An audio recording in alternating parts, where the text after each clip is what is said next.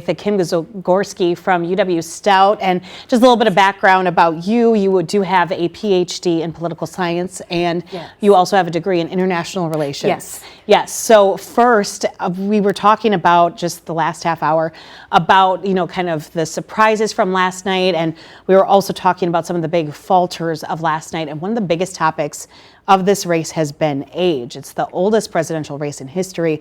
Do you think that the performances last night, do you think that has inflated that concern this morning?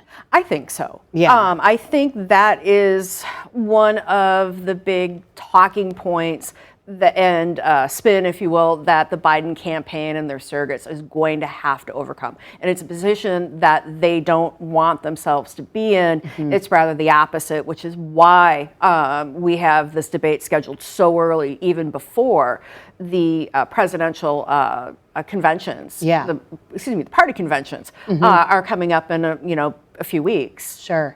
And do you think that this morning that the Democratic Party, do you think that they're a little panicked given the performance last night? Yeah. There's definitely panic this morning.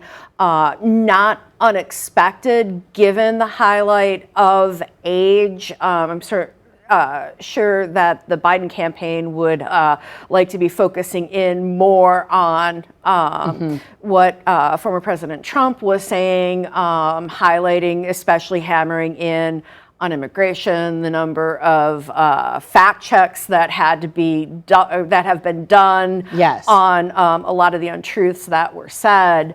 But instead, the poor performance is what's being talked about. I mean, normally it wouldn't be because presidents have had poor first debate performances, the last one being President Obama in 2012, and he quickly recovered. But Obama was much, much younger than Joe Biden is now. Yeah. And again, was it the cold? Was it his stutter? Was he just rusty? All things that might have been addressed in that, first little bit, and then move on to whatever's next in the news cycle. I think this is going to dog him for a while. Now, the good news is that you have the conventions coming up. And so that's going to take some of the focus away. We've got the Olympics coming up. We've got the 4th of July coming up. This still gives the Trump campaign fodder.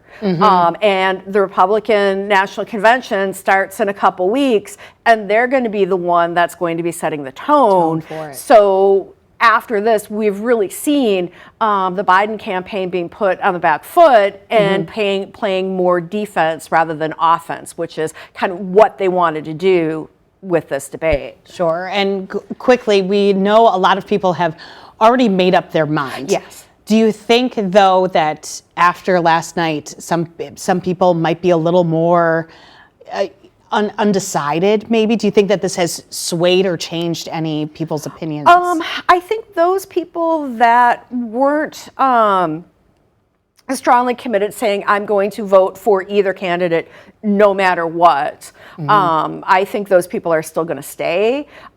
It's the undecided voters, those voters that are leaning one way or the other, that probably caused some concerns. Sure.